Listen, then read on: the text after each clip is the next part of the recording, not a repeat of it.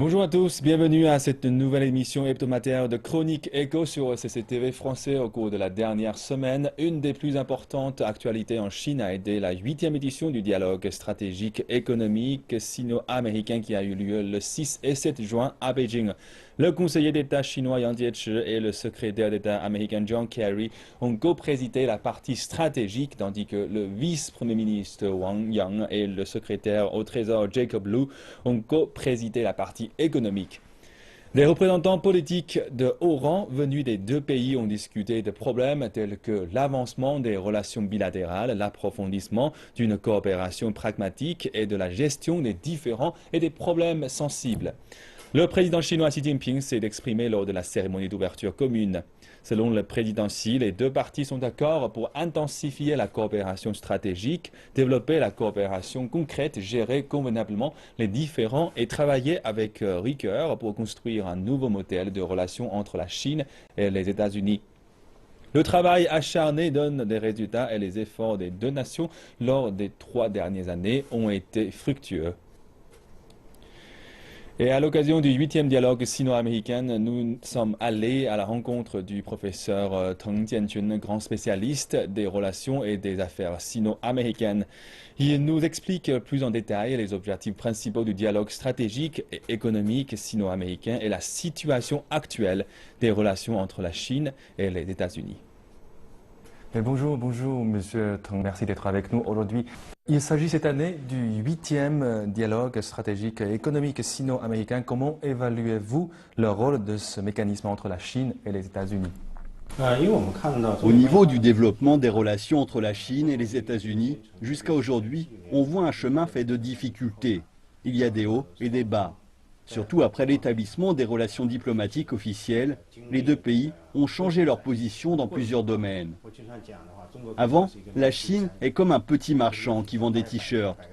On met l'argent gagné dans la poche des États-Unis, mais aujourd'hui, c'est différent.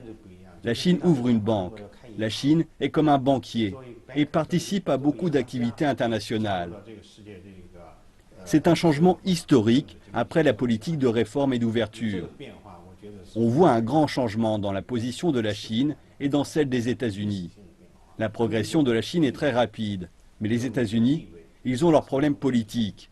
Une dette de 19 000 milliards de dollars, un PIB de 15 000 milliards de dollars, etc. Dans cette situation, la concurrence entre les deux pays, dans le domaine du commerce et de la sécurité, est de plus en plus importante. Donc, le dialogue stratégique et économique est nécessaire, parce que les États-Unis s'inquiètent de la montée en puissance rapide de la Chine. Ils s'inquiètent aussi de leur position. Dans le secteur de la production, la Chine a attiré beaucoup d'entreprises américaines. C'est la raison pour laquelle les syndicats américains, ils sont contre la Chine.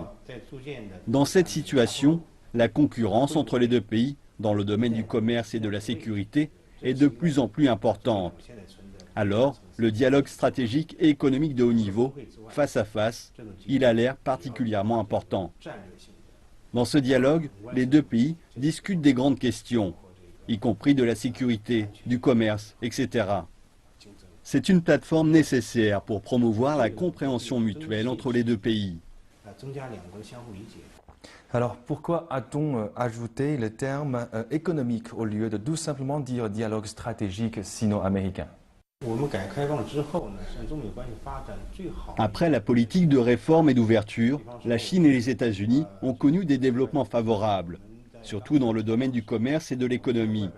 Par exemple, les investissements chinois à l'étranger, au début des années 80, les investissements chinois à l'étranger étaient seulement de 1,8 milliard de dollars. Mais l'année dernière, les investissements à l'étranger ont atteint plus de 1000 milliards de dollars. C'est très intéressant pour les États-Unis. En outre, le commerce entre la Chine et les États-Unis a connu un développement rapide. L'année dernière, son chiffre, d'après nos statistiques, a atteint environ 558 milliards de dollars.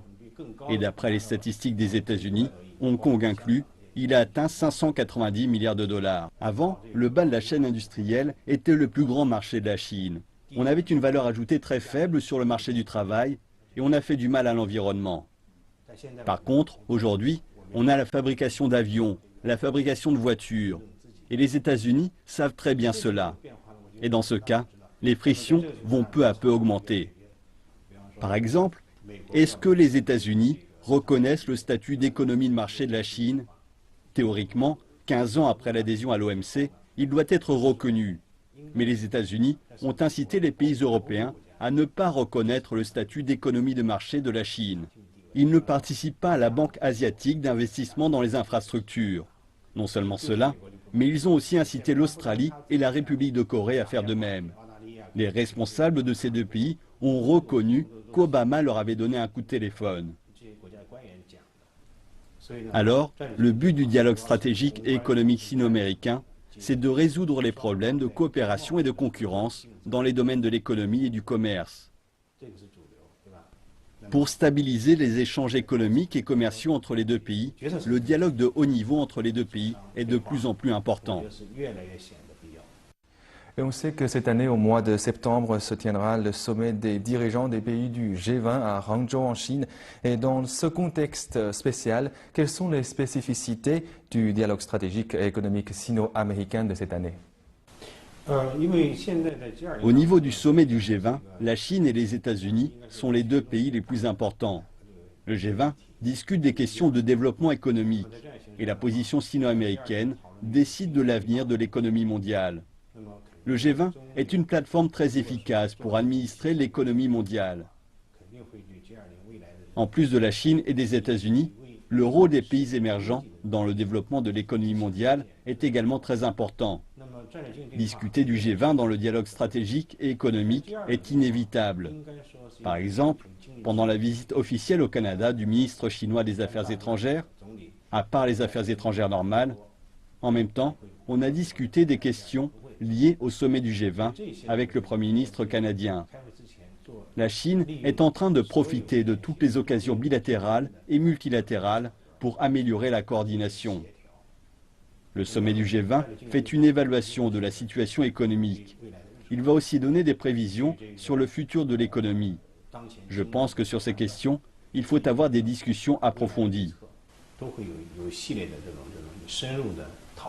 Et quelles sont les caractéristiques remarquables de la relation économique et commerciale sino-américaine et quels sont les problèmes urgents à résoudre? Le système mondial commercial et monétaire actuel a été créé après la Seconde Guerre mondiale. Ce système est dominé par les États-Unis. Maintenant, on voit des monnaies nouvelles, comme le renminbi. Sur la scène internationale, c'est une tendance nouvelle. Les États-Unis s'inquiètent de ce genre de défi. On voit plutôt de la concurrence dans le domaine de la sécurité militaire. En outre, la concurrence financière et commerciale existe toujours. Le renminbi devient de plus en plus fort. Les États-Unis s'inquiètent de la chute du dollar. L'industrie américaine est déjà épuisée. Le dollar est le seul support, donc la modernisation militaire chinoise n'est pas le problème le plus urgent pour les États-Unis, mais bien le domaine financier. Les États-Unis essaient de placer quelques obstacles. La force de la Chine se développe jusqu'à aujourd'hui. Si les États-Unis veulent réaliser leur objectif par des moyens malveillants, ce n'est plus possible. Je dis souvent, en 1949, après la fondation de la Nouvelle Chine, on n'a pas été renversé malgré une pression énorme.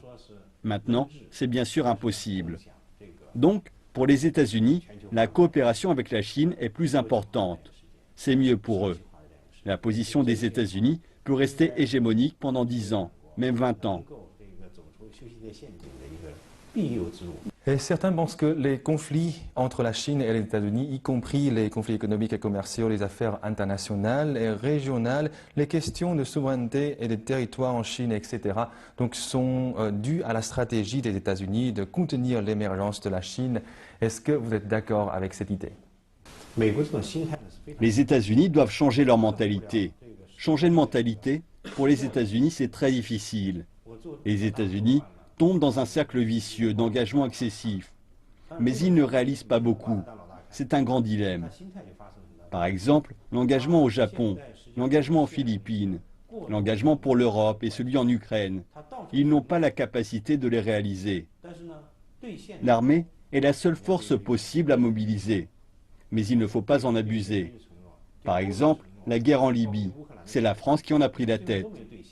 Bien sûr que Barack Obama est un pacifiste, Mais la puissance américaine restreint aussi sa capacité à l'extérieur. La politique américaine sur la Chine, maintenant, est un peu tordue. Les États-Unis n'ont pas été capables d'étrangler la Chine dans son berceau.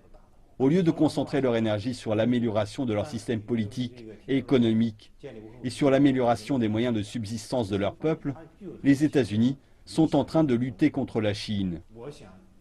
Je crois que cela va accélérer la récession aux États-Unis. Les États-Unis vont continuer à étouffer le développement de la Chine.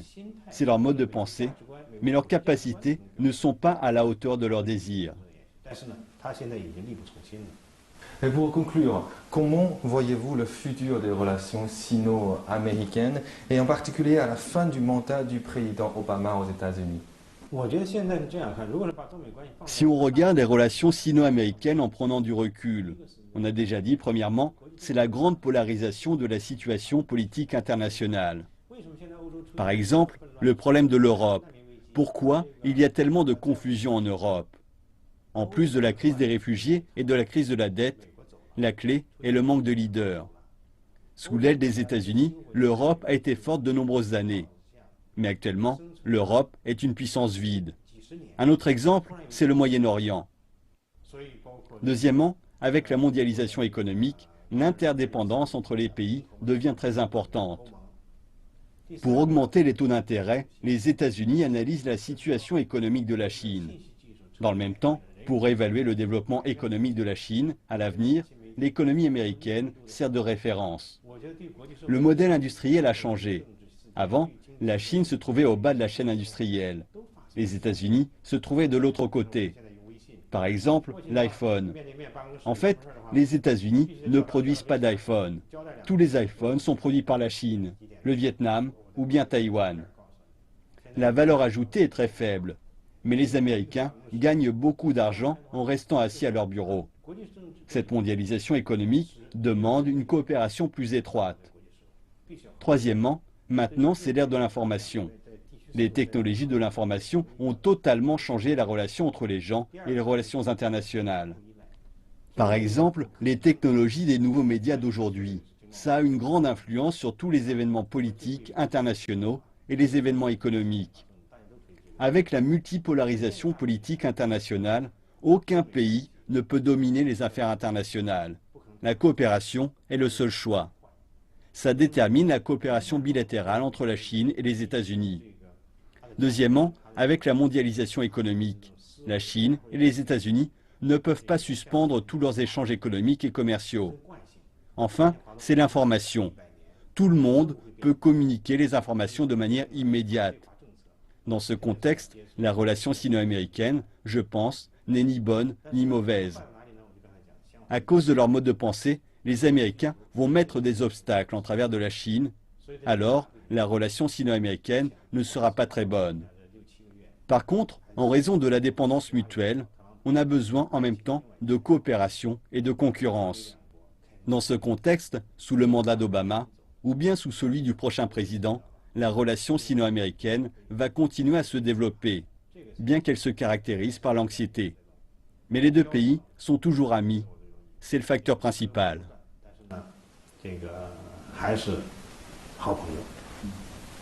Alors merci, Monsieur Tang, merci pour vos commentaires aujourd'hui. Merci bien.